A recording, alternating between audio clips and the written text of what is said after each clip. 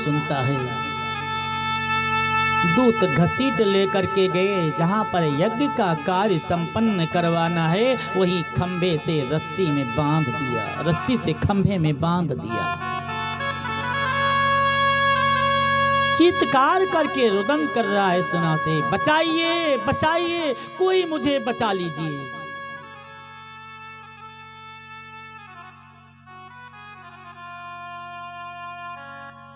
मैं दुख का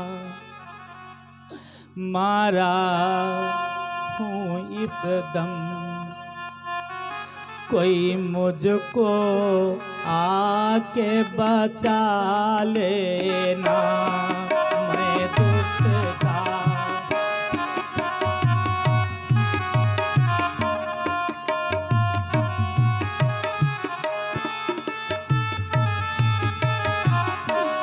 मैं दुख का मारा हूँ इस दम, कोई मुझको आके बचा लेना।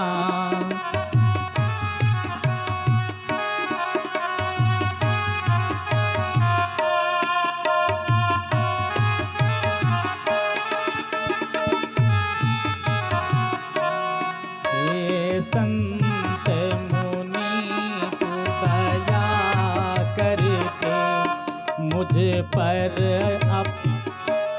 मुझ पर ये दया बरसा देना। हे संत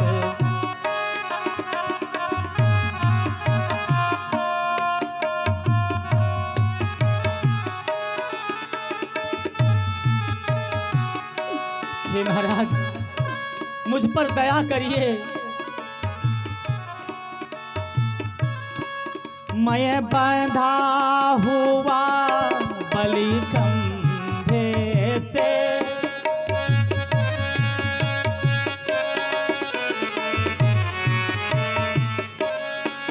छुटकारा कभी ना पा सकता।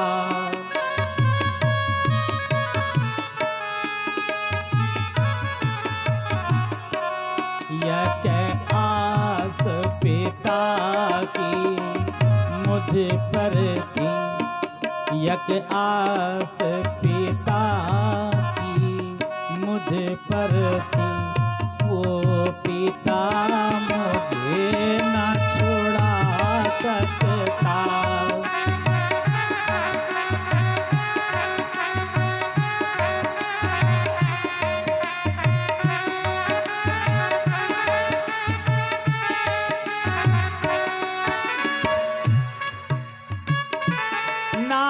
हम दीजय सुतम दीनम रोदयतम,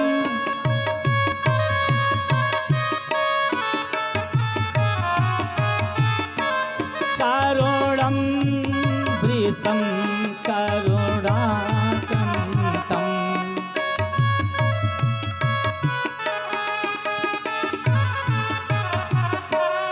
अनिश्यामि स्वलोभाकं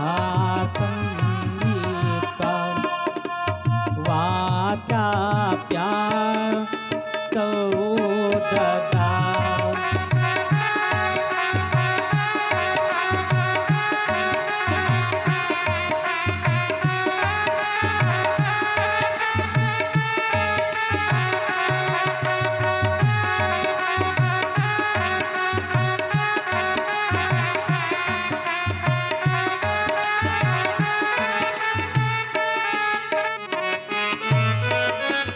देखिए गरीबी को, आज गरीबी ना होती तो लोभ के बस में पड़ करके हमारे पिता हमको बेचते नहीं। लोभ के बस होकर के हमारे पिता हमको बेच दिए हैं। मैंने पूर्व जन्म में क्या बिगाड़ दिया था कि आज छोटी सी अवस्था में हम संसार का सुख ना पाए और बलि का बकरा हो गए।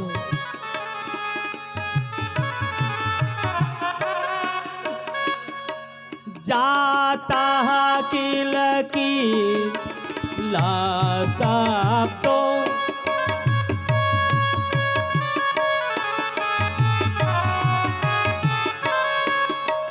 जनानां त्रोसतां तदा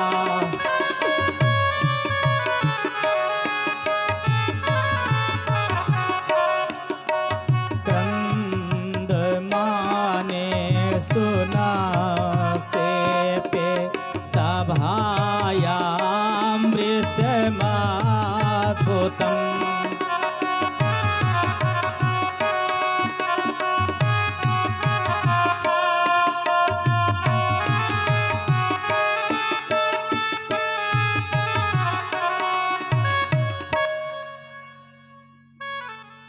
चीत्कार करके रो रहा है आज सुनासेप। बचाइए, कोई बचाइए। इधर उसी रुदन करते समय में हरिश्चंद्र ने कहा जल्लाद से कि जा करके इस बच्चे की बलि चढ़ा दीजिए।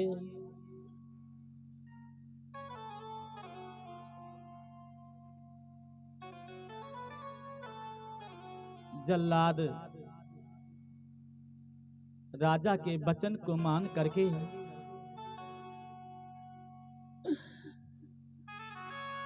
तलवार हाथ में लिया, बलि देने के लिए तैयार। जैसे म्यान से तलवार को खींचा, सुनासेप का सर धड़ से अलग करने के लिए सुनासेप ने हाथ जोड़ करके चीत्कार करके रोना प्रारंभ किया। हे महाराज, मत मारो, मत मारो, मरे हुए को क्यों मारते हो? मैं तो पहले ही मर गया था। जब बलि के खंभे में बांध दिया गया तो पहले ही मर गया। दया करिए महाराज, मारे हुए को मत मारिए। यदि मारना है तो किसी बलवान पुरुष को मारिए, मुझे क्यों मारते हो महाराज? छोड़ दीजिए, मैं आपके पांव पड़ता हूं। सज्जनों, सुनासेप के रुदन को देख करके जल्लाद की तलवार ज्यों की जहां से उठी वहीं रुक गई। आज सुनासेप के गर्दन पर जल्लाद की तलवार ना चली, वो अपने हाथ से तलवार को फेंक करके रोता हुआ भगा। नहीं महाराज, नहीं चाहिए ऐसी नौकरी हमको। ले लीजिए हमारी नौकरी और हमको इस पद से निकाल दीजिए। मैं इस बच्चे की बलि नहीं चढ़ा सकता। आज इस रोते हुए बच्चे को देख करके जल्लाद नहीं बलि दे पाया।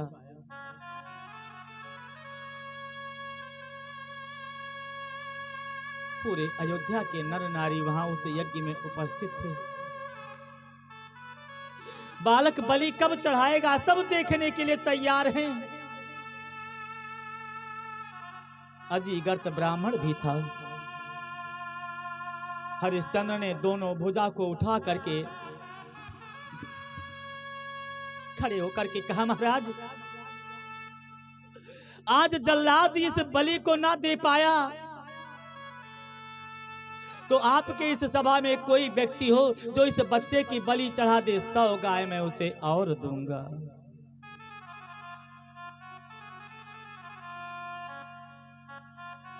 जितने व्यक्ति वहां पर थे सबने सर नीचे कर लिया। झरझर झरझर आंसू की धारा बहने लगी। उस रोते हुए बच्चे के दुख को देख करके कोई बलि देने के लिए तैयार ना हुआ, लेकिन तब तक वही अजीगर्त ब्राह्मण खड़ा हो गया। विचार करें, वो कैसा पिता है जो बेटे को बेचने के बाद उसके आत्मा को शांति ना मिली, फिर बलि देने के लिए तैयार हो गया। महाराज मैं बलि चढ़ाऊंगा, 100 गाय हमको चाहिए। राजा तो चाहते ही थे। आइए इधर चले। सुनासेप के पिता अजीगर्त उस बच्चे को, अपने बेटे को अपने हाथ में तलवार लेकर के सर काटने के लिए पिताजी, कितना बड़ा अपराध मेरा था जो आपके यहाँ हम पैदा हो गए। हाँ? एक बार आपने हमको बेच दिया, दूसरी बार आप ही बलि देने के लिए तैयार। अब तो हमें कोई नहीं बचा सकता जब मेरा पिता मुझको बलि चढ़ाने आ रहा है। बचाइए महाराज, बचाइए, कोई मुझ पर दया करके बचा लीजिए। एक संत के कान में आवाज पड़ गई। वो गादी तनय विश्वामित्र जी थे। महाराज, राजन, इस बेटे को छोड़ दीजिए, इसे मत मारिए। क्यों? जलोदर रोग से हम ग्रसित हैं। आप कहते इसे मत मारिए, नहीं हो सकता है।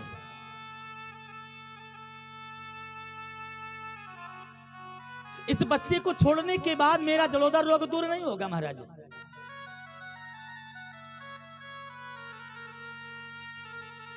विश्वामित्र ने कहा, सोच लीजिए हरिश्चंद्र, तुम्हारे पिता को मैंने अपने तप के बल से सदैव स्वर्ग को भेज दिया, तो यदि मेरे कहने से इस बेटे को छोड़ दोगे तो अपने तप के बल से तुम्हारा जलोदर रोग दूर कर दूंगा। हरिश्चंद्र ना माने। जब हरिश्चंद्र ना माने, विश्वामित्र जी महाराज आकर के वरुण देवता का मंत्र सुना, सेब को बता गए, बेटा है चुप, पागल, रोने धोने से काम बनेगा, मत रोइए, धैर्य धारण करिए, क्योंकि धीरज धर्म मित्र अरु नारे।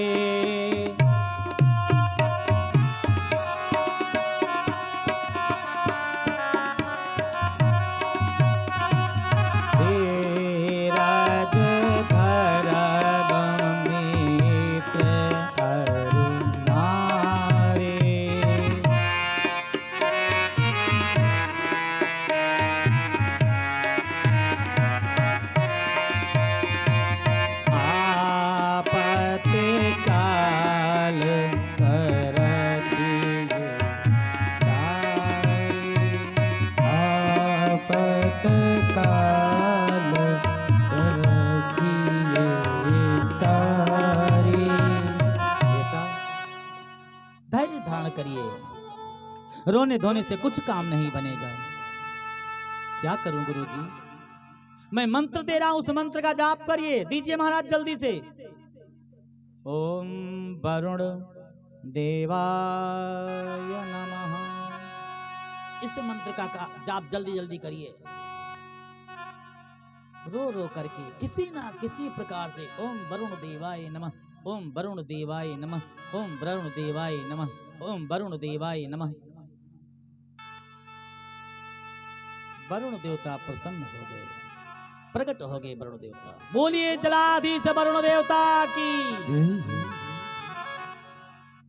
राजन, हरिश्चंद्र ने कहा, महाराज प्रणाम, मेरा बेटा गायब हो गया, खोजने से ना मिला, तो इस बेटे को खरीद करके 100 गाय दे करके खरीदा, अब नरमेध यज्ञ करा रहा हूं, इसी बेटे को बलि दे दूंगा। वरुण देवता ने कहा, ये नहीं तय था। तय क्या था? हा? जो बेटा पैदा होगा उसी को बलि देना है, ये तो खरीदा हुआ बेटा है। अब क्या करूं महाराज, मेरा बेटा मिल नहीं रहा है। चलो ठीक है, इस बेटे ने मेरे नाम का उच्चारण किया, हम प्रसन्न हैं, तुम्हारा जलोदर रोग दूर और यज्ञ तुम्हारी संपन्न हो गई।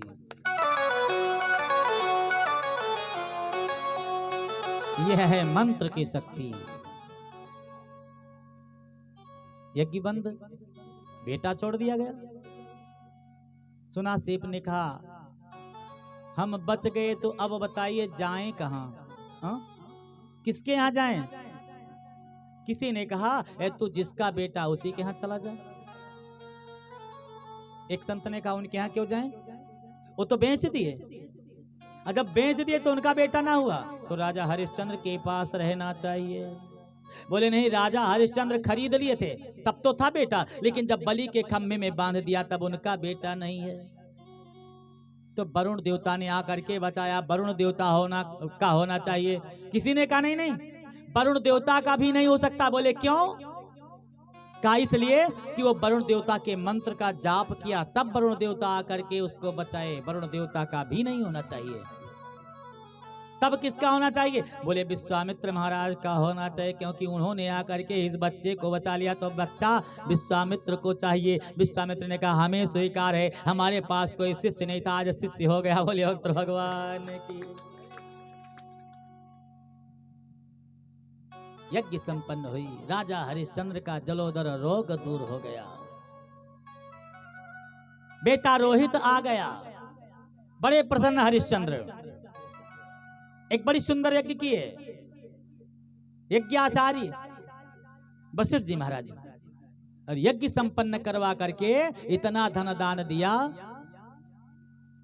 कि वशिष्ठ जी बड़े प्रसन्न। चले गए वशिष्ठ जी महाराज इंद्र की सभा में। इंद्र की सभा में जब गए, वहां विश्वामित्र भी बैठे थे। विश्वामित्र के सामने बड़ाई करने लगे हरिश्चंद्र की। विश्वामित्र को अच्छी बात न लगी। किस हरिश्चंद्र की बात करते हो? अयोध्या के त्रिशंकु के पुत्र हरिश्चंद्र की बात कर रहे हो? हाँ, वो कहाँ का बड़ा दानी है। हाँ? एक बेटे को छोड़ने के लिए मैंने कहा कि दान दे दीजिए उसके प्राण का, लेकिन वो नहीं दे पाए, तो दानी कहाँ से हो गया? अरे कहा महाराज, तब की बात तो छोड़ दीजिए, अब की बात देखिए। उस बेटे ने इतना धन दान दिया और यज्ञ संपन्न करवाया, और यज्ञ संपन्न करवाने के बाद उसने हाथ में जल लेकर के संकल्प लिया, मैं सत्यभागी होऊंगा, झूठ कभी नहीं बोलूंगा, मेरा शिष्य है। विश्वामित्र ने कहा कि झूठ नहीं बोलेगा? बोले नहीं। कहा यदि झूठ हो साबित करवा दिया तो? वशिष्ठ जी ने कहा जितना सत्संग का फल है मेरा व्यर्थ हो जाए, और यदि वो सत्यता पर अपने आ गया, सत्य साबित हुआ तो? बस विश्वामित्र ने कहा मेरा तप समस्त नष्ट हो जाए, तप सिद्धि का फल। क्या कहें? बात दो संत में हुई और बीत गई हरिश्चंद्र के ऊपर। विश्वामित्र जी लग गए परीक्षा में। हरिश्चंद्र की परीक्षा जैसे तैसे हो सके परीक्षा लेना चाहिए।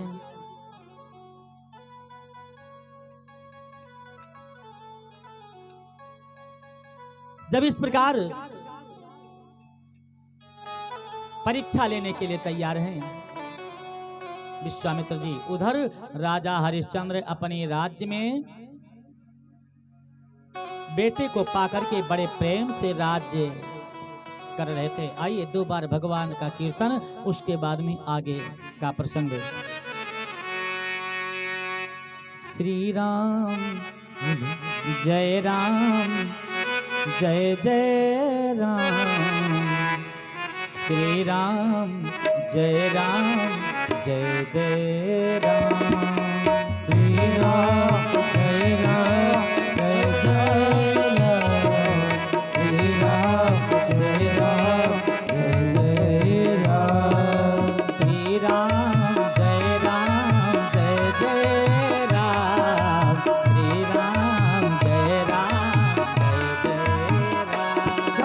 ताली की सेवा। जय राम जय राम, श्री राम जय जय राम, श्री राम जय जय राम, श्री राम जय जय राम, श्री राम जय जय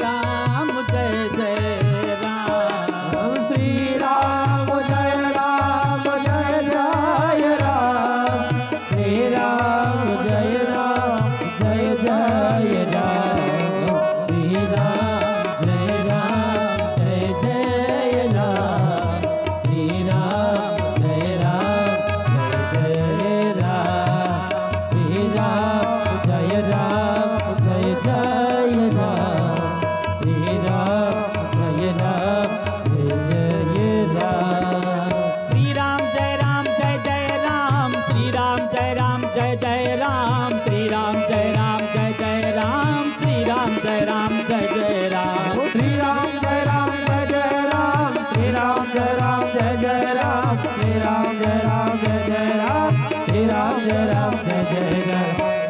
राम जय राम जय जय राम, श्री राम जय जय राम, श्री राम जय जय राम, श्री राम जय जय राम, श्री राम जय जय राम, श्री राम जय राम, श्री राम जय जय राम, श्री राम जय जय राम,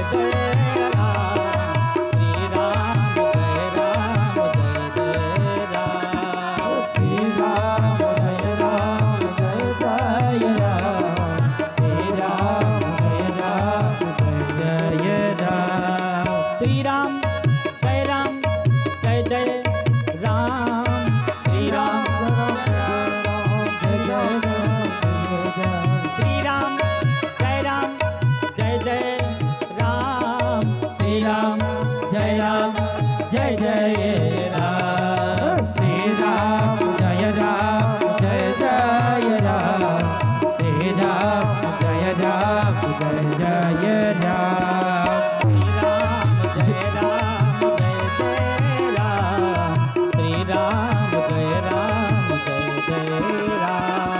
श्री राम जय जय राम, श्री राम जय जय राम, श्री राम। बोले रामचंद्र भगवान की।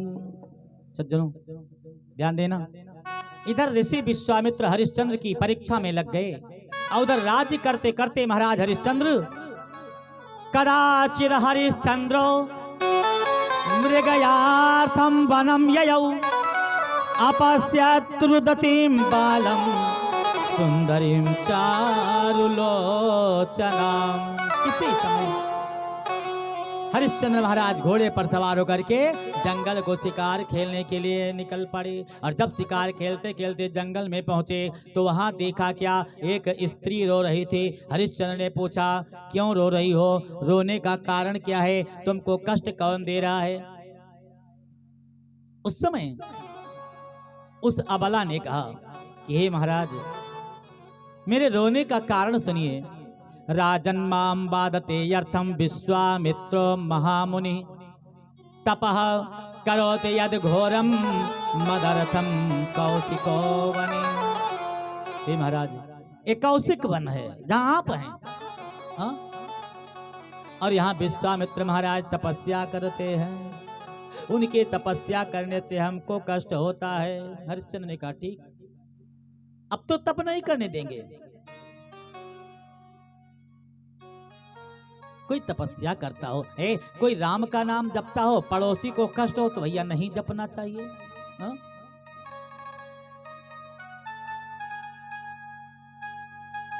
अबला तू शांत हो जा, मत रोइए। इस नारी को आश्वासन देकर के महाराज हरिश्चंद्र चल दिए विश्वामित्र के पास। और विश्वामित्र के पास पहुंच करके बोले, महाराज ये तपस्या बंद कर दीजिए। क्यों? प्रणाम करके बोले, महाराज स्वामिन किम क्रियते अर्थम तपसा देह पीडनम किमर्थम ते समारंभो ब्रूहि सत्यम महामते।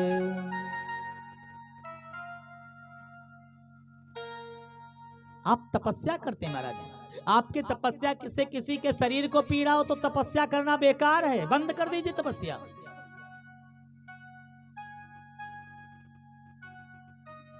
किसी को पीड़ा मत पहुंचाइए। क्यों? भजन करना है तो एक काम करिए महाराज, अपने से किसी दूसरे के आत्मा को कष्ट ना पहुंचे, आपकी भजन हो गई। हमेशा राम राम जपते हैं, किसी को कष्ट है तो आपकी भजन नहीं हुई।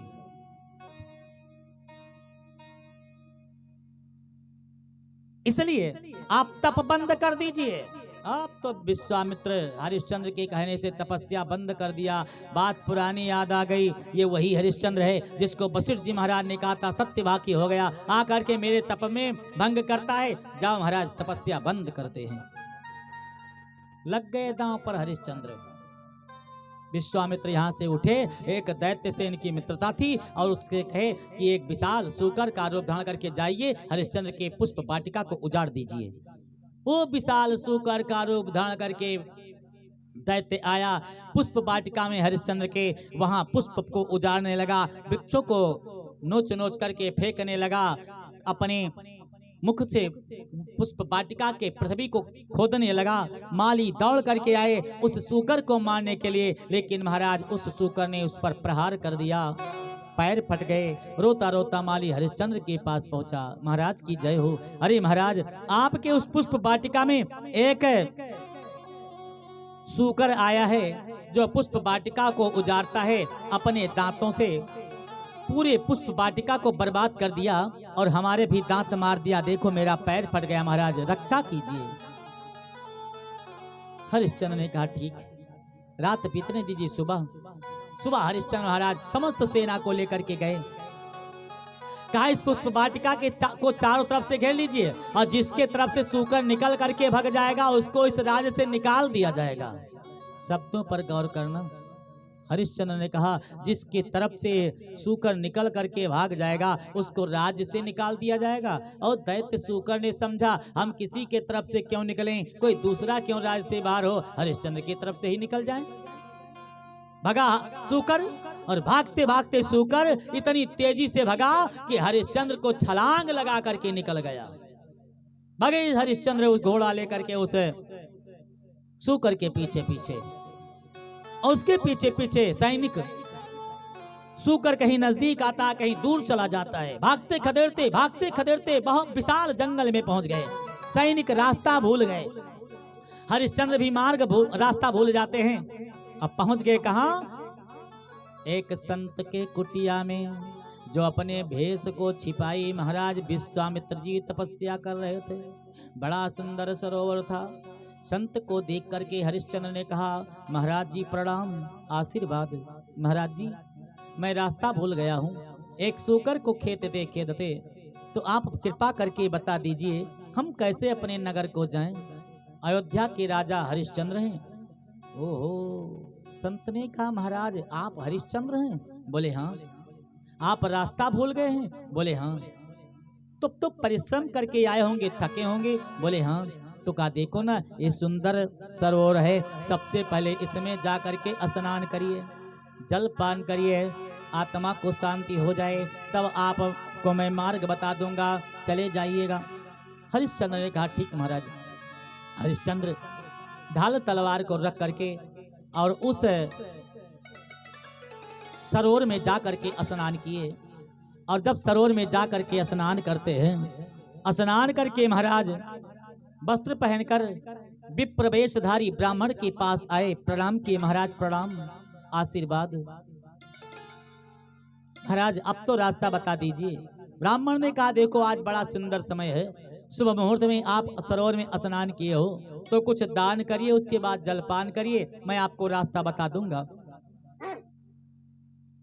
हरिश्चंद्र ने कहा महाराज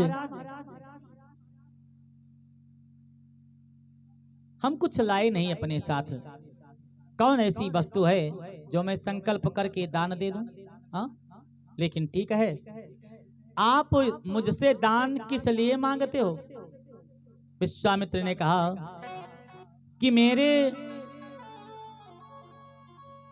एक बेटा है, उस बेटा के विवाह में जितना धन लगे उतना ही धन आपसे चाहता हूं, वही दान कर दीजिए। हरिश्चंद्र ने कहा हे महाराज यदि इच्छसि महाभाग, बेटे के विवाह के समय विवाह के योग्य होने दीजिए, तब यदि इच्छसि महाभाग तत्ते दास्यामि सांप्रतम गावो भूमिम हिरण्यम च गजासारथवाहनम। अधिक कुछ नहीं है, हाथी घोड़ा दास दासी रथ नौकर चाकर सोना चांदी, आप जो कहेंगे ये दास देने के लिए तैयार है, पहले बेटा विवाह के योग्य होने दीजिए। विश्वामित्र ने कहा ठीक महाराज। विवाह के योग्य बालक? हाँ ठीक, तो मैं आपको रास्ता बताता हूं, आप अवध को जाइए, विश्वामित्र ने थोड़ा मोड़ करके रास्ता बताया हरिश्चंद्र को। हरिश्चंद्र महाराज उस रास्ते से होकर के निकले तो इधर विश्वामित्र अपनी माया से जाकर के सुंदर विवाह मंडप तैयार कर दिया, एक वर और कन्या वहां पर प्रकट कर दिया। राजन बड़ा सुंदर समय आ गया, अब वो दान करके जाइए। हरिश्चंद्र ने कहा महाराज अभी तो हम नगर नहीं पहुंचे, तो क्या दान कर दें? कहा संकल्प बोल दीजिए, मैं घर से ले आऊंगा, आपके वहां से ले आऊंगा। बोले कौन सा संकल्प क्या कर दूं, ये तो बताइए महाराज। उस समय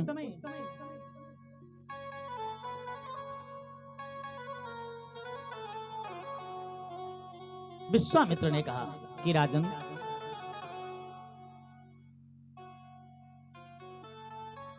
आज इस बेटे के विवाह में जो धन लगेगा, सुनिए क्या लगेगा। नाटक वाले कहते हैं कुंजी और लगाम दान दिया, लेकिन श्रीमद् देवी भागवत महापुराण में लेख है विश्वामित्र ने हरिश्चंद्र से कहा इस बेटा बेटी के विवाह में जो धन लगेगा उसको सुनिए। राज्यम देहि महाराज वराय सपरिच्छदाम गजास्वरथ रत्नाढ्याम वेदी मध्य अति पावन। इस मंडप के मध्य में महाराज वर कन्या के विवाह के समय, कन्यादान के समय राज्यम देहि, अपना राज्य दे दीजिए, हाथी घोड़ा रथ दास दासी सोना चांदी जवाहरात जो खजाना है सब समेत दान कर दीजिए, वो सब इसमें लगेगा, बड़ा सुंदर फल पाओगे। इतनी माया प्रकोप किया विश्वामित्र ने, हरिश्चंद्र महाराज की बुद्धि काम ना करी, वो अपना सर्वस्व दान कर दिए।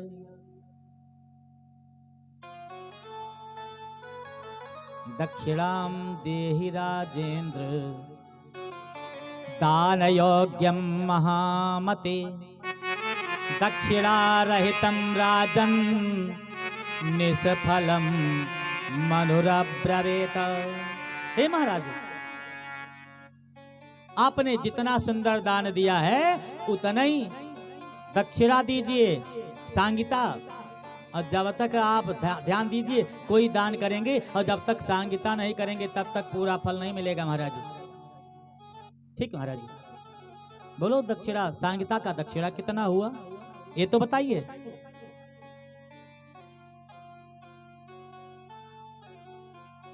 विश्वामित्र ने कहा ज्यादा नहीं, हेम भारत द्वयम सार्धम दक्षिणाम देहि सांप्रतम दास्यामीति प्रतिश्रुत्य तस्मै राजा विस्मितः। नाटक वाले कहते हैं 60 भार सोना, लेकिन भागवत में लेख है हेम भारत द्वयम सारथम, 2 भार तथा आधा अर्ध भार, यानी 2.5 भार सोना दान दे दीजिए। दक्षिणा सांगिता रूपी दक्षिणा में। अरे राजा ने कहा ये महाराज नगर से ले आना। ठीक महाराज जाइए, आप इस रास्ते से जाइए, सैनिक आपको मिल जाएंगे। इधर से हरिश्चंद्र जा रहे थे, उधर से सैनिक मिल गए। ज्यों सैनिक मिले हरिश्चंद्र विचार करने लगे मैंने किया क्या। हो ये तो ब्राह्मण अपने माया के चक्कर में फंसा करके मेरा सर्वस्व ले लिया। फिर हमारे सिर पर 2.5 भार सोना सांगिता रूपी दक्षिणा देने वाला कर्ज हो गया। अब मैं कहां से दूंगा। राजा बड़े चिंतित हो गए।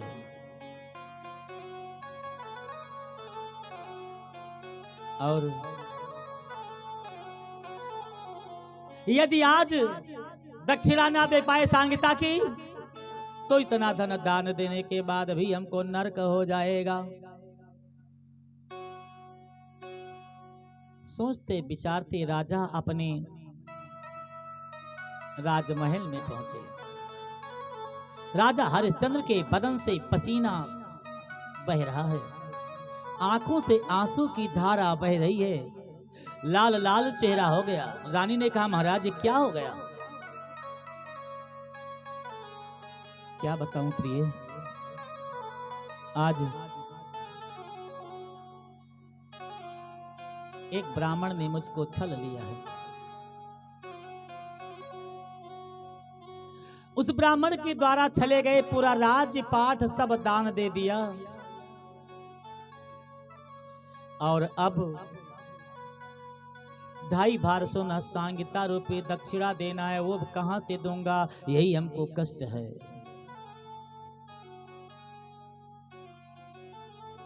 रानी ने कहा देखो महाराज, पत्नी पति का अर्धभाग होती है, हम तैयार हैं आपके दुख में शामिल होने के लिए। राजा रानी दोनों रो रहे थे। रोहितास अपने माता पिता को रोते हुए देख करके दौड़ करके आया। पिता माँ क्या हो गया? इसको मालूम पड़ा तो रानी ने कहा महाराज एक उपाय है। क्या?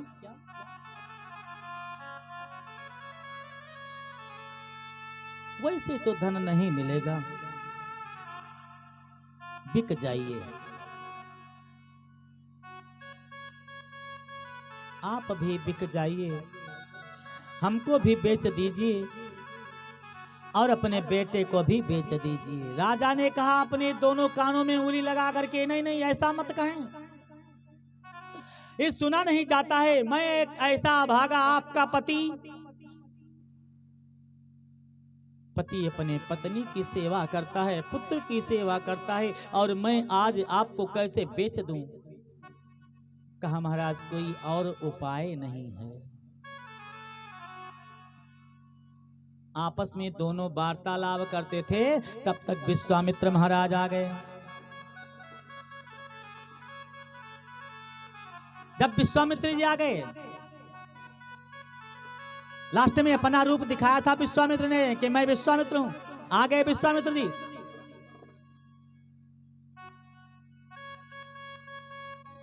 राजन त्यजस्व राज्यम में देहि वाचा प्रतिश्रुतम। राजन सुवर्णम स्पृश राजेंद्र सत्यवाग भवसाम प्रतम। राजन ये राज्य अपना हमको दीजिए, आप जाइए राज्य को छोड़ करके, 2.5 भार सोना वो जो सांगिता वाला है वो भी हमको दीजिए। हरिश्चंद्र ने कहा महाराज स्वामिन राज्यम तवेदम में मया दत्तम किलाधुना त्यक्त्वा गमिष्यामि मा चिंतम कुरु कौशिक। हे महाराज आपको अपना राज्य दे रहा हूं, मैं कहीं अन्यत्र जाकर के अपना जीवन यापन कर लूंगा, लेकिन आप शांत हो जाइए गुरुदेव, मैं झूठ नहीं बोलता, झूठ बोलने वाली आदत नहीं महाराज। बोली भक्त और भगवान की जय।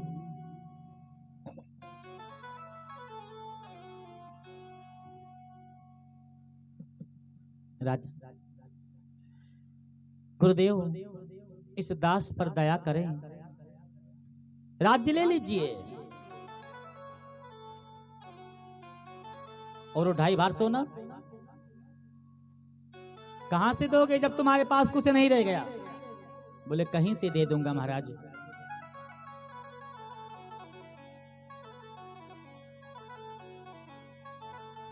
विश्वामित्र ने कहा यदि ना दे पाए तो बता दी, जवाब दे दीजिए, मैं नहीं दे पाऊंगा, वापस चला जाऊंगा।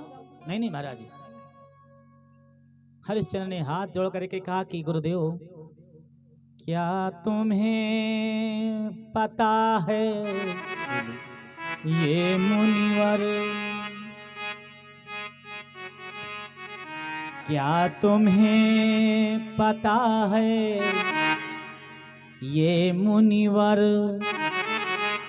हम सत्य न छोड़ने वाले हैं। ये राजमहल तो चीज है क्या, हम खुद बिक जाने वाले हैं।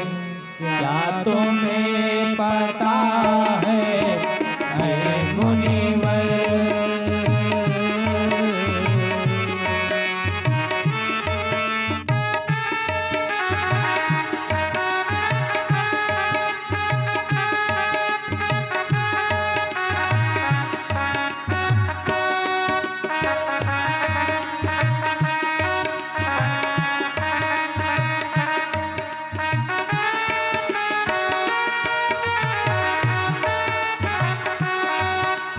तुम्हें पता है ये मुनिवर, हम सत्य न छोड़ने वाले हैं।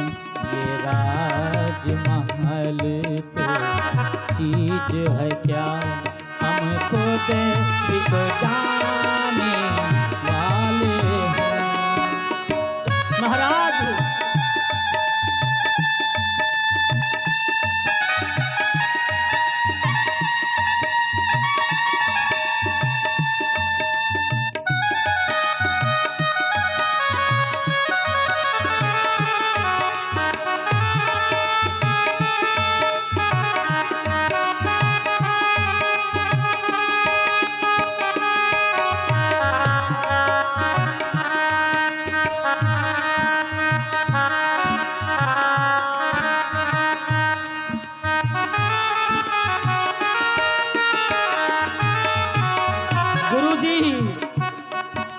ना जाने कितने धर्मों का मैंने पालन कर डाला।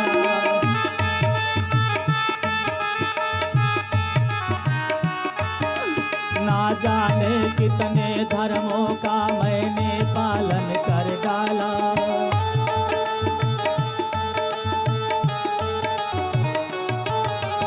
आज भी सत्य को ना छोड़ूं, सब दाना में नहीं दे डाला।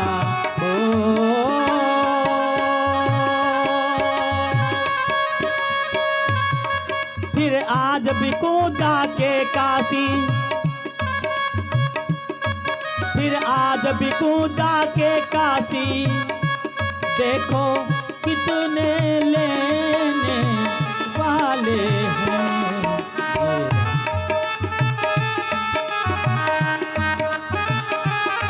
फिर आज बिकूं काशी जाके, देखो कितने लेने वाले हैं।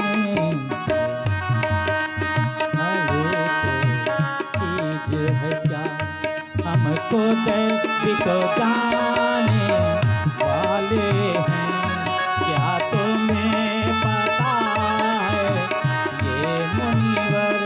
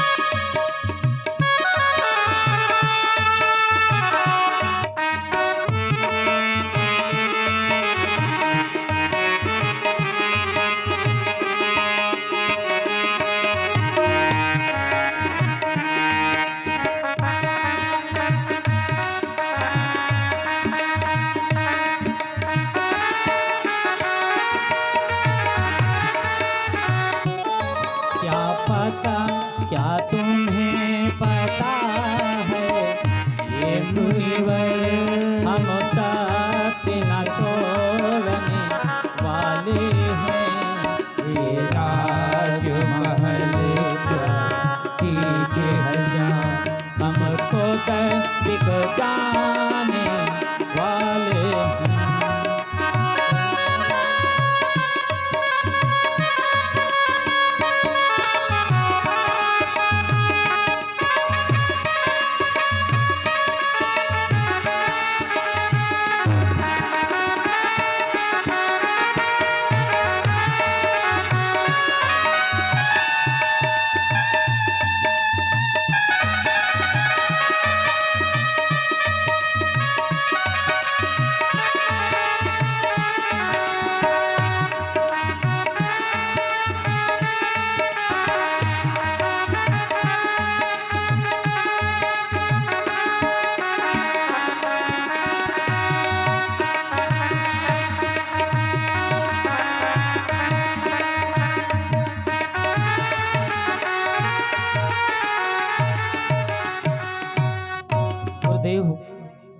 ऐसी बातें मत कहें, मैं सत्य नहीं छोड़ सकता। हमारे रघुकुल में रीति है,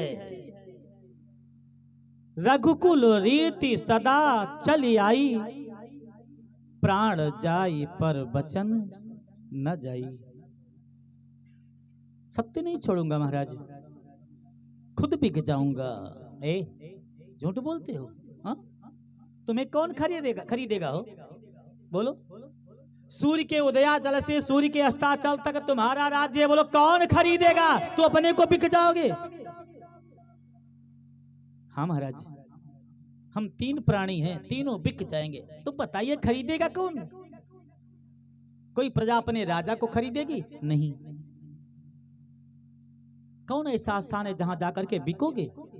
हरिश्चंद्र ने कहा महाराज क्षमा करिए, इस भूतल से बिलग भगवान भोले बाबा के त्रिशूल पर सुंदर काशी नगरी बसी है, उसी काशी नगरी में जा करके मैं बिक जाऊंगा, वो मेरे राज्य से परे है। जल्दी चलिए। राजसी वस्त्र राजा उतार दिए, रानी राजसी वस्त्र उतार दी, रोहितास बेटा वो भी राजसी वस्त्र को उतार दिया। तीनों चलने लगे। विश्वामित्र ने कहा जल्दी चलिए। महाराज रुक जाइए।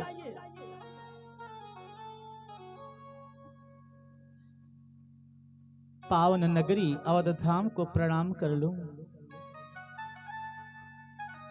क्या मुझसे अपराध हो गया जो आज इस नगरी से मैं दूर जा रहा हूं?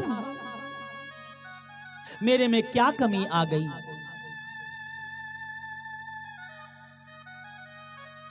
हे मेरी प्रजा, नगर निवासी, इस आपके दास से कोई अपराध हुआ होगा उसे क्षमा करना। एक राजा आज अपने प्रजा के सामने हाथ जोड़ करके क्षमा याचना कर रहा है। हे छोटे बन जाइए, कोई छोटा बनना कोई दोष नहीं, कोई अपराध नहीं है। समुद्र बहुत बड़ा है तो जल उसका खारा है, कुआं के बाद टोंटी हो गई तो उसका वो छोटी है सबसे, लेकिन जल बड़ा मीठा है। छोटे बनने में जो फल है वो बड़े में नहीं।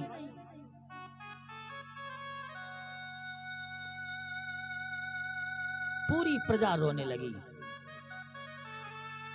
आज अयोध्या में सन्नाटा छा गया।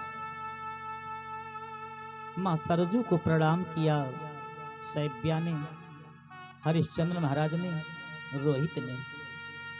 मेरे अपराध को क्षमा करें। अभी आपका दास आपके नगर को छोड़ करके जा रहा है और यहाँ का राजा आज से ये ब्राह्मण देवता है।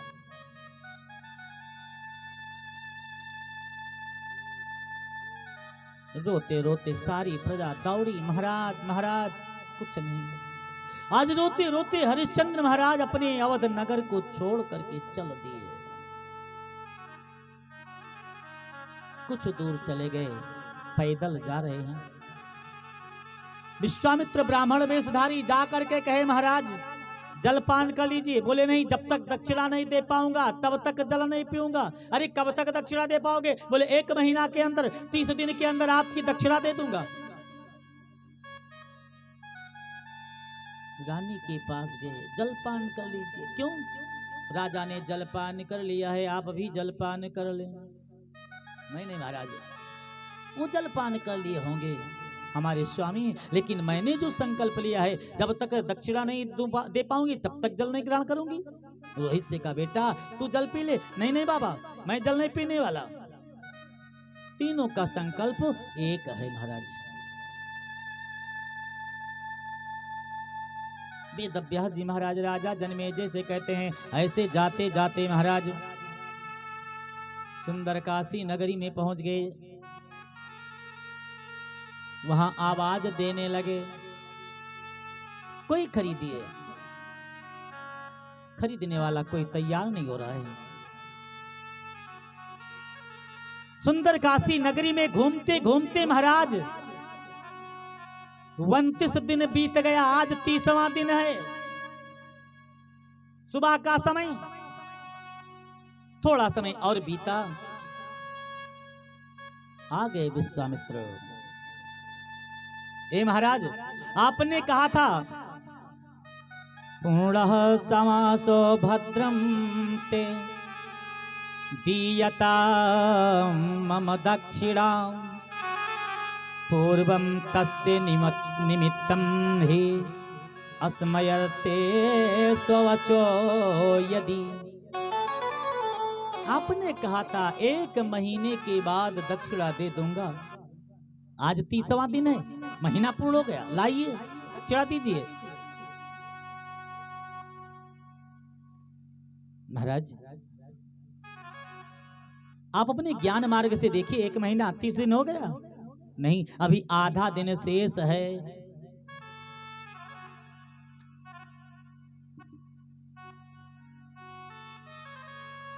आधा दिन शेष है, सूर्यास्त नहीं होगा, मैं आपको दक्षिणा दे दूंगा। कहां से दोगे? 29 दिन और 30वां दिन, आधा दिन बीत गया, अभी तक नहीं व्यवस्था कर पाए, तो अब आधे दिन में कहां व्यवस्था कर पाओगे? कहीं से महाराज दूंगा, लेकिन दूंगा।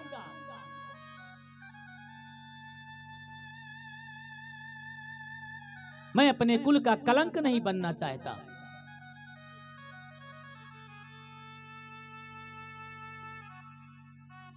सूत जी महाराज ने सौनक मुनि से कहा, ऋषि स्वर, ब्राह्मण देवता को तो वचन दे दिया हरिश्चंद्र ने कि शाम तक आपको दक्षिणा दे दूंगा, लेकिन देंगे कहां से? राजा नाम व्याकुलो दीनम चिंतया नमधो मुखम प्रत्युवाच तथा पत्नी वाष्प गद गदया गिरा त्यज चिंता महाराज स्वधर्म मनुपालय।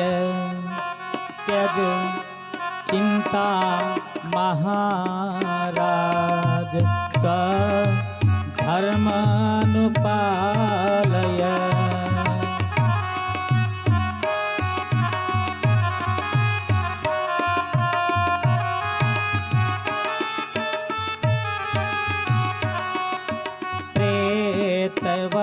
वर्जनीयो हि नैराः सात्य बहिष्कृताः।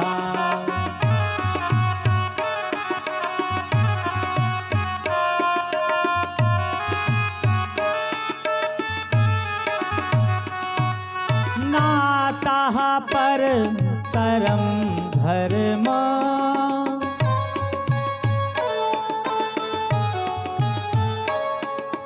वदन्ति पुरुषस्य च।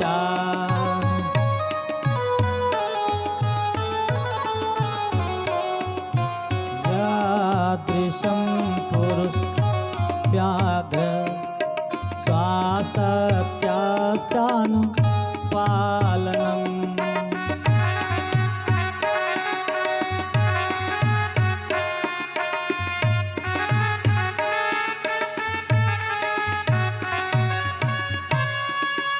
हे महाराज, राजा को रोते हुए बिलखते हुए देख करके रानी सैब्या ने कहा, महाराज चिंता त्याग दीजिए।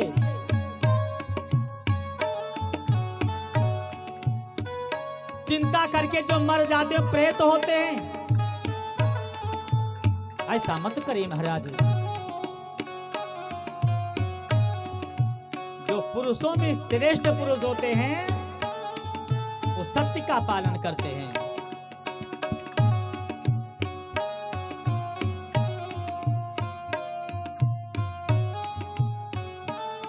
बोलिए भक्त भगवान की जय। कोई उपाय करिए महाराज जिससे ब्राह्मण देवता प्रसन्न हो जाएं और उनकी दक्षिणा हो जाए, आपका धर्म भी बच जाए। राजा ने सोचा केवल एक ही उपाय है, हमें अब आवाज दे करके कहना चाहिए। लो पुकारता हूं। लगे राजा पुजारने, खरीदो, पुकारने लगे, खरीदो, कोई खरीदो। 2 पुरुष और 1 नारी।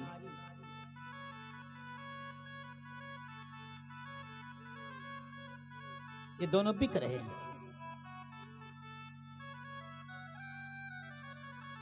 2 पुरुष 1 नारी, 3 बिक रहे हैं। जिसको जिसकी आवश्यकता हो आ करके खरीद लें। इधर राजा आवाज दे रहे हैं और उधर आंखों से झरझर झरझर आंसू की धारा बह रही है।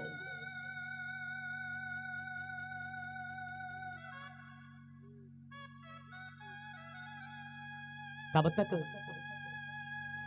एक पंडित जी आ गए। पंडित जी ने कहा, क्या बात है? कि महाराज मैं बेच रहा हूं। क्या बेच रहे हो? पत्नी को बेच रहा। अच्छा, ये तुम्हारी पत्नी? कैसे पति जो अपने पत्नी को बेच रहे हो? अच्छा चलिए ठीक है, हमें दासी की आवश्यकता है।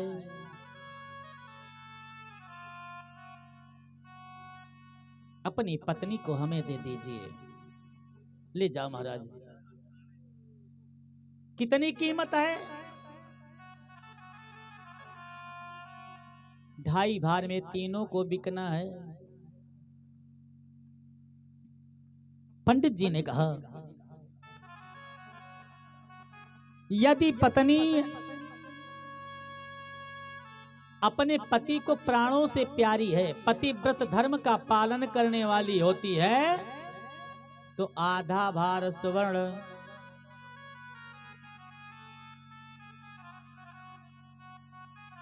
एक भार सुवर्ण उसके लिए होता है।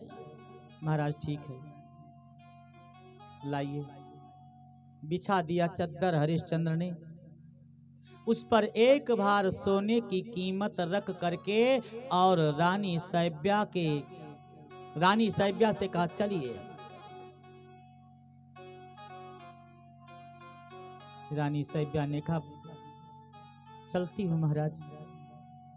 चलते चलते अपने पति देवता को प्रणाम कर लूं। प्राणनाथ, आज तक मुझसे जो अपराध हुआ होगा उसे क्षमा करना। ये आपके चरणों की दासी, ना मालूम क्या त्रुटि हो गई जो आज आपके चरण से दूर जा रही है। रानी, ऐसा ना कहें, मैं एक ऐसा अभागा आपका पति हूं जो अपने पत्नी को बेच रहा हूं। राजा रानी दोनों रो रहे हैं। महाराज,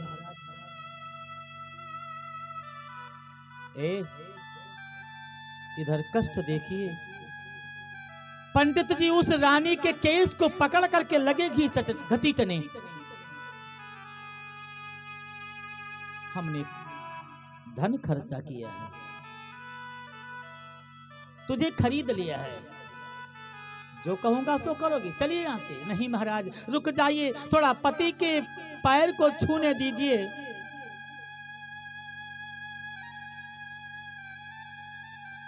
राजा ने कहा, प्रिय जाइए,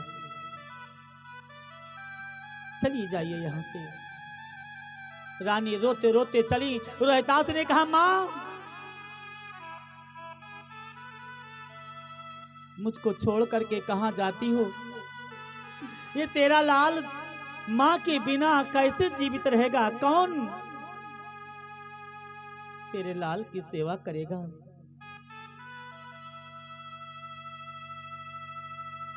हाँ बेटा, बेटा। रोहितास मां दौड़ करके आया और चिपक गया। मेरी मां, मुझे छोड़ करके मत जाइए।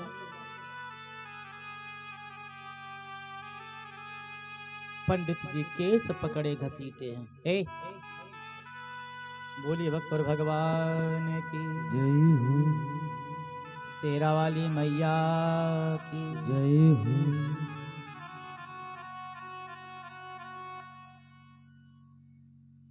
कथा सुनने का फल जानते हो क्या होता है? जैसी कथा हो, मन कथा में रहेगा तो उसी प्रकार भावना बदलती चली जाएगी। आज हरिश्चंद्र, रानी सैब्या और रोहित, ये तीन बिलग बिलग होना चाहते हैं। कितना महान कष्ट है, सब रो रहे हैं। और यदि कथा श्रोता बैठे हंस रहा हो तो इसका मतलब बेकार में बैठे कथा नहीं सुनते हैं।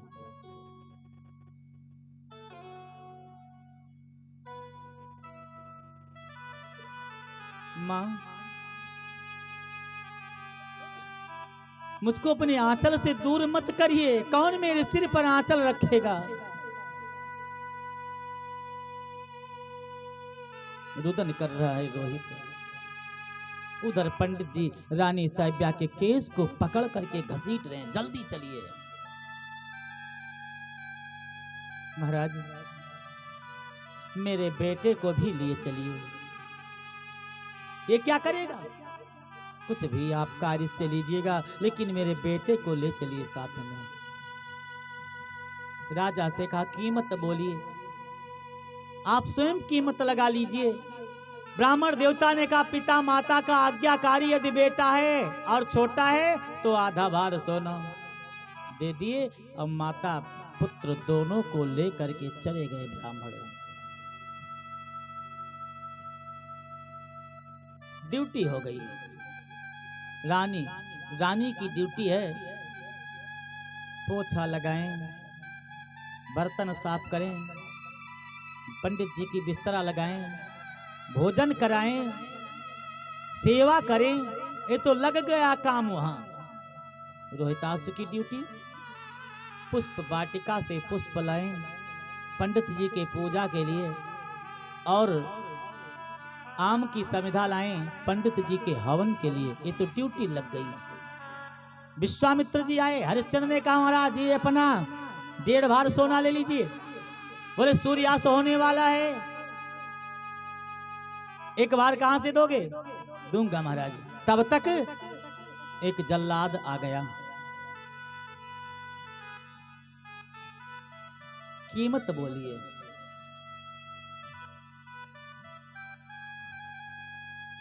हरिश्चंद्र ने कहा, तुम्हारे हाथ नहीं बिकूंगा। बोले, क्यों? कहा, तुम्हारे हाथ बिकूंगा मेरा धर्म चला जाएगा।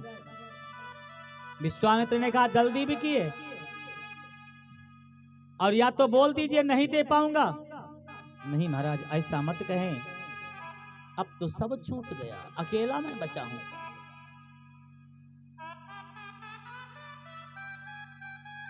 तो बोले, गुरुदेव जो आप कहेंगे वो ये दास करने के लिए तैयार है, जो मैं कहूंगा सो करोगे? बोले, हाँ। तो कहा, इसे जल्लाद के हाथ बिक जाओ।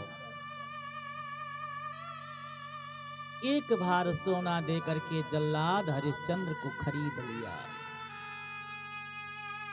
1 घड़ा पानी, 1 घड़ा जल गंगा जी से लाएं। उस जल्लाद की पत्नी स्नान करेगी।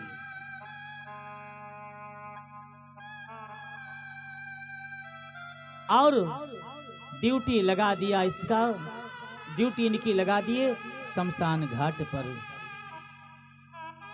नाम हरिया। भोजन के लिए दुकान से लाइए सत्तू, भोजन करिए, धर्म न जाने पाए। ड्यूटी तो अजीब है। बेचारे भोजन करने के लिए बैठे। विश्वामित्र वेश बदल करके आए। मैं 1 दिन से भूखा हूं। उत्तर जवाब मिले, 2 दिन से भूखा हूं, ले जाओ महाराज। ऐसे 60 दिन हो गए। हरिश्चंद्र सूख करके लकड़ी हो गए। एक दिन हरिश्चंद्र गए गंगा जी से घड़ा लाने के लिए। इधर रानी सैब्या उसी गंगा जी में गई जल लाने के लिए पंडित जी के लिए। घड़ा नहीं उठा। राजा ने रानी से कहा, प्रिय ये उठवा दीजिए। नहीं उठ रहा है। रानी ने कहा महाराज जिस धर्म के लिए राज चला गया, बेटा चला गया, मैं भी विलग हो गई, आप भी विलग हो गए मुझसे, और यदि मैं आज आपको स्पर्श कर लूंगी तो धर्म चला जाएगा। क्यों? क्योंकि आप एक कल्लू के नौकर, जल्लाद के नौकर हैं, अछूत के नौकर हैं, और मैं पंडित जी की दासी हूं। उपाय बताती हूं, गले तक जल में जाइए और घड़ा उठा करके सिर पर रख लीजिए। हरिश्चंद्र ने वही किया। लड़खड़ाते बेचारे आए और उसके महल तक पहुंचे, घड़ा उतारने लगे, ना दे पाए, गिर पड़े, घड़ा फूट गया। जल्लाद ने कहा कैसे चलता है, मेरा नुकसान कर दिया। क्या करूं मालिक, पांव डगमगा गए, नहीं चल पाया। क्यों? तब बताया 60 दिन हो गए भोजन किए बिना। चलो आज से तुम्हारी ड्यूटी केवल वहीं शमशान घाट पर ये बंद हो गई ड्यूटी। राजा हरिश्चंद्र शमशान घाट पर ड्यूटी दे रहे हैं। कोई मुर्दा जलाने वाला आता है, उससे टका ले लेते हैं। धीरे धीरे समय व्यतीत हुआ। एक दिन 4 बजे रात्रि को रोहित गया पुष्प उतारने के लिए।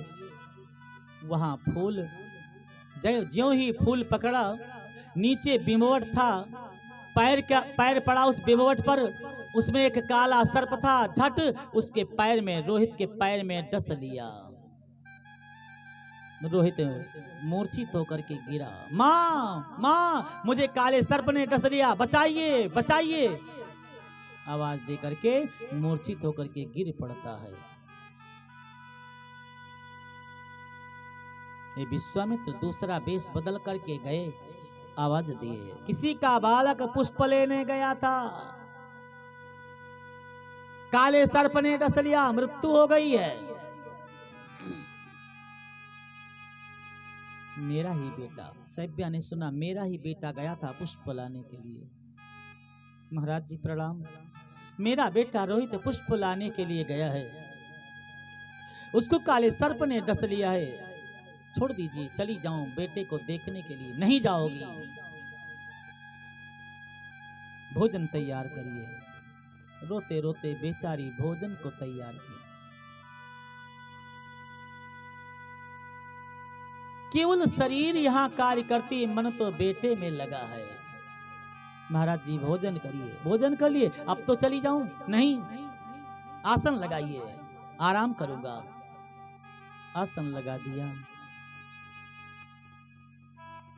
लेट गए ब्राह्मण देवता। महाराज अब तो चली जाऊं। चली जा, लेकिन जल्दी आना। रानी सैब्या पहुंची रोहितासु के पास। बेटा, अब मैं क्या करूं? पिछाड़ खा करके गिर पड़ी। हाँ बेटा, हाँ बेटा। रानी सैब्या रोते रोते अपने लाल को गोदी में ले, लाल मेरा बेटा, अब कौन हमको माँ कहेगा? एक बार आंखें खोल दीजिए बेटा, और माँ कह करके पुकार दीजिए, तेरी माँ। रुदन कर रही है। बेटा, आज तक तैने कभी मेरे आंखों में आंसू नहीं देखा। आंसू देखने तो तुरंत तू आकर के अपने हाथों से, कोमल हाथों से आंखों के आंसू को पोंछ देता था, आज नहीं पोंछ रहा है। उठ मेरे लाल, तेरी मां रुदन करती है, आंखों से आंसू की धारा पोंछ। रोहितासु आंख नेत्र न खोले, उठाया बेटे को गोदी में। अब क्या करूं? गंगा सैलाब कर दूं। बेटे को लेकर के चलती हैं, नहीं संभल पाती हैं, गिर पड़ती हैं, फिर उठती हैं, बेटे को उठाती हैं, पुनः गिर पड़ती हैं। बेटा बेटा, शमशान घाट पर पहुंच गए, जहां हरिश्चंद्र की ड्यूटी थी। कान में आवाज रुदन की सुनाई पड़ी। कौन है? रानी सैब्या इतना धूल में सन गई थी, इतना शरीर काली पड़ गई थी, ना तो रानी सैब्या हरिश्चंद्र को पहचान सकती थी और ना हरिश्चंद्र रानी सैब्या को पहचान सकता था। ऐ नारी, क्या करोगी अपने लाल को? बोली महाराज, इसको गंगा सैलाब कर दूंगी। हरिश्चंद्र आवाज देकर के बोले, रानी पहचान गई, ये तो हमारी प्राणनाथ है। स्वामी, हरिश्चंद्र कुछ ना सुने, हमें कर का टका दे दीजिए, लगाना चाहिए हमको। कुछ नहीं है महाराज, देखो एक साड़ी पहने थी, आधी साड़ी फाड़ करके बेटे के बदन में लपेट लिया है, आधी साड़ी ही शरीर पर है, क्या दे दूं? हरिश्चंद्र ने कहा तो यही साड़ी फाड़ करके दे दीजिए, आज मैं नौकर हूं। तू कौन? मैं नहीं पहचानता। रानी सैब्या ने कहा, स्वामी कर का टका मत मांगो पति जी, रोहित लाल तुम्हारा है, फूल चुनने को गया था वन में, जिसे काल ने खाया है, मत मांगो पति जी, रोहित लाल तुम्हारा है, फूल चुनने को गया था वन में, जिसे काल ने मारा है, कर कटका मत मांगो पति जी।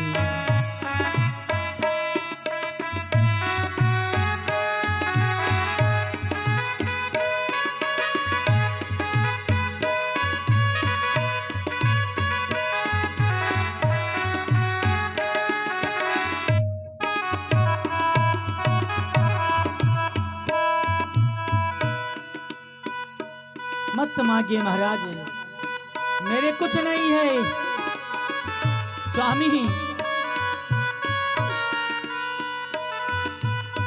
लाश को लेकर तारा आई, पास नहीं कुछ है मेरे,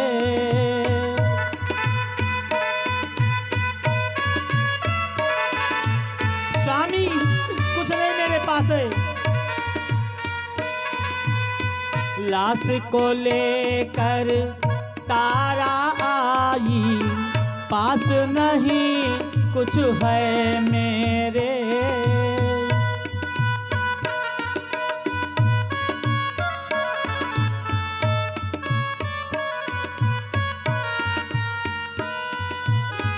चिता बनाऊं लाश जलाऊं, कर दो दया अब पति मेरे,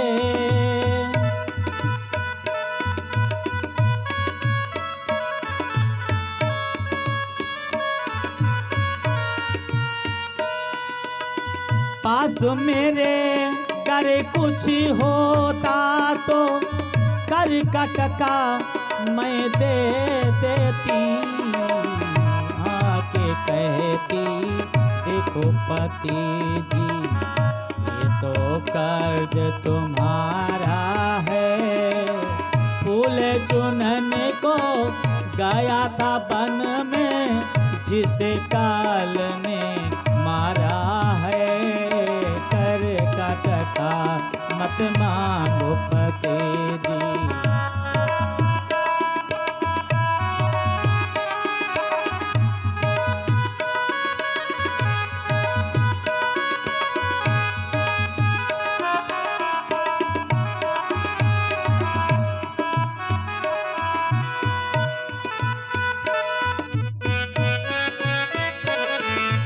स्वामी बेटा रोहित है क्या? रोहित रोहित शब्द सुन करके कलेजा फट गया हरिश्चंद्र का। मेरे लाल दोनों हाथ को ऊपर उठा करके रोहित के ऊपर गिर पड़े। बेटा, राज्य चला गया धर्म के लिए,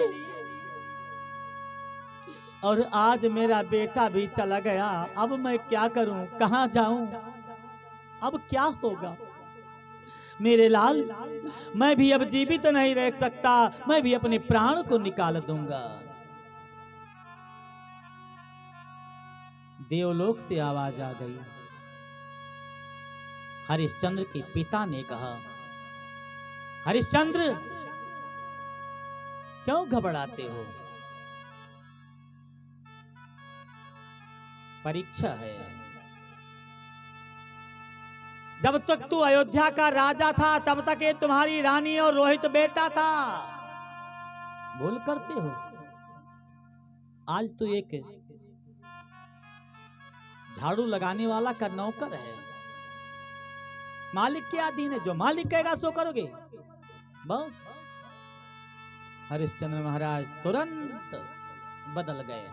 कुछ नहीं, हमें टका चाहिए। रानी साड़ी फाड़ करके देती है। बेटे को गंगा प्रवाहित कर दिया गया। रानी रोते रोते एक मां के मंदिर में पहुंची, रोते रोते बेहोश हो गई। इधर विश्वामित्र वेश बदल करके आए, रोहित को झट गंगा जी से निकाल करके मंदिर में रानी के गोदी में डाल दिए। आवाज दिए, ऐ गांव वालों, एक डायन आई है मां के मंदिर में, आपके गांव से बच्चों को पकड़ पकड़ करके खाती है। पेट भर गया उसका, सो रही है। एक बेटा उसके सामने मरा पड़ा है। कल्लू जल्लाद को मालूम पड़ा,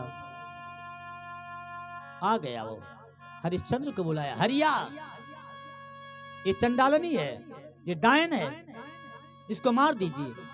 हरिश्चंद्र पहचानते हैं कि मेरी पत्नी शैव्या है, ये मेरा बेटा रोहित है, लेकिन आज मालिक के बस में है, नौकर है। रानी के केस को पकड़ करके मंदिर से बाहर लाया। ऐ डायन, मरने के लिए तैयार हो जा। रानी को होश आया, हाँ स्वामी, मैं मरने के लिए तैयार हूं। पत्नी यदि पति के हाथों से मर जाए तो परम गति प्राप्त हो जाती है। सज्जनों, इतना कह करके हरिश्चंद्र अपने म्यान से तलवार निकाले और रानी शैव्या के गर्दन को काटने के लिए जा रहे थे। तुरंत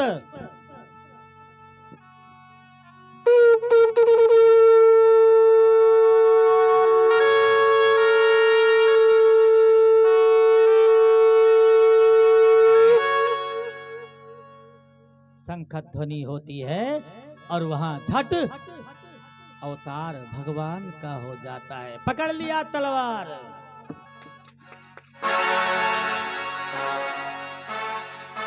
मत मारिए राजन, ये तुम्हारी परीक्षा हो रही थी। विश्वामित्र जी प्रकट हुए, महाराज परीक्षा हो रही थी। गुरु वशिष्ठ जी की विजय हो गई, हम परास्त हो गए। ये तेरा लाल जीवित हो गया, रोहित जीवित हो गए, रानी होश में आ गई। विश्वामित्र ने कहा, महाराज मेरे अपराध को क्षमा करिए। अब तो सब प्रकट हो गए। परीक्षा लेने के लिए सब अपना अपना वेश बदले थे। ना तो जल्लाद असली था, ना पंडित जी असली थे।